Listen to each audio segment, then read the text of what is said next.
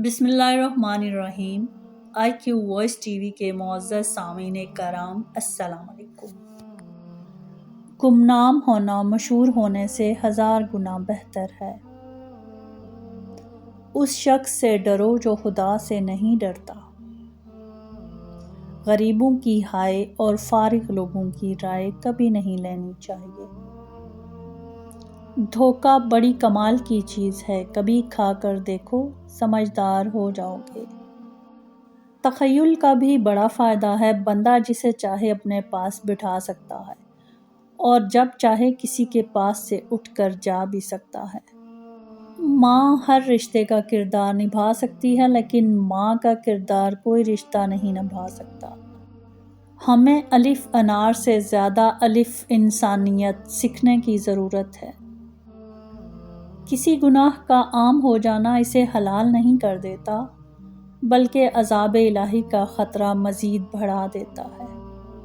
اپنے والدین کے نوکر بن جاؤ، اللہ تمہیں دنیا کا بادشاہ بنا دے گا۔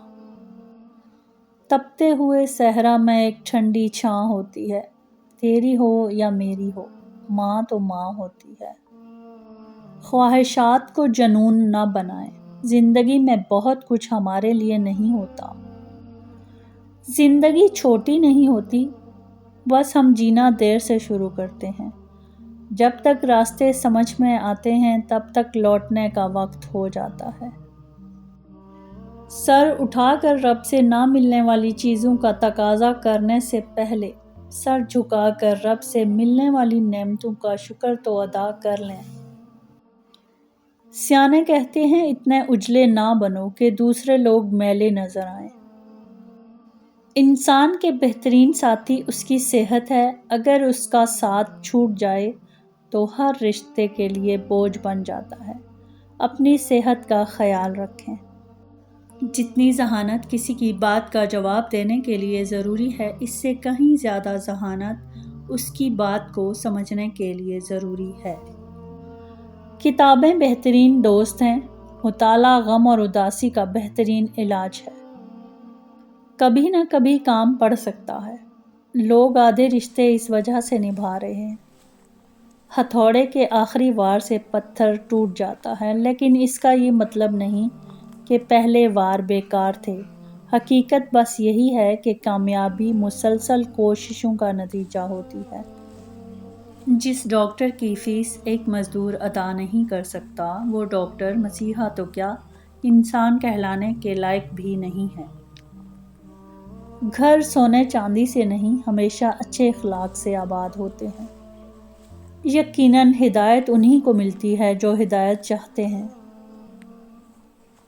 اپنے اہل و عیال کے ساتھ مناسب اور مشفقانہ رویہ اپنائیں، نصیحت بھی حکمت سے کریں، ورنہ آپ کا یہ تلخ اور نامناسب رویہ آپ کے مستقبل کی زندگی پر بری طرح اثر انداز ہوگا۔ نماز بوجھ نہیں ہے، بلکہ آپ کا بوجھ ہلکا کرنے کے لیے ہے۔ حالات بدلتے دیر نہیں لگتی، آپ اس بات سے ہرگز پریشان نہ ہوں کہ لوگ آپ کے پاس آئیں اور اپنی ضروریات آپ کے سامنے رکھیں۔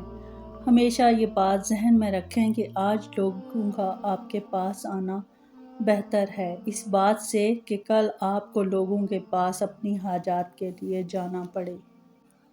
احساس کیا ہے دوسروں کی تکلیف کو اپنی تکلیف سمجھنا۔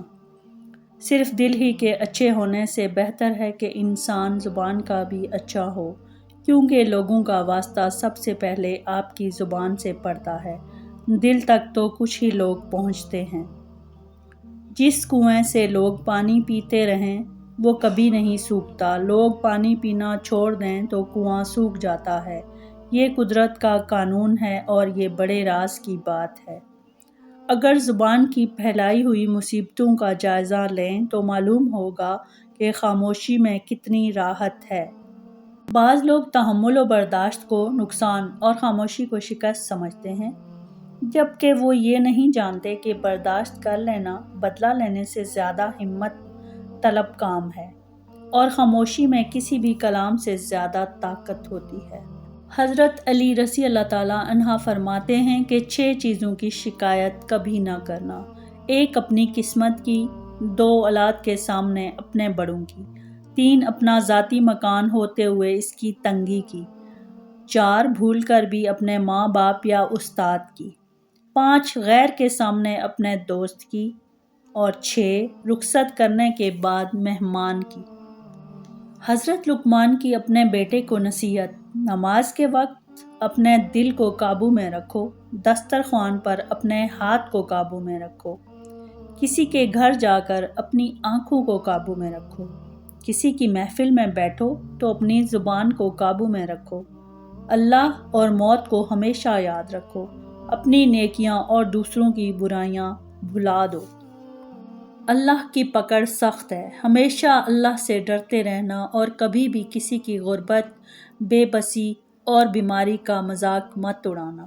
اللہ کی پکڑ بڑی سخت ہے، یہ وقت تم پر بھی آ سکتا ہے، یاد رکھنا، بادشاہ کو فقیر اور تندرست کو بیمار ہونے میں دیر نہیں لگتی۔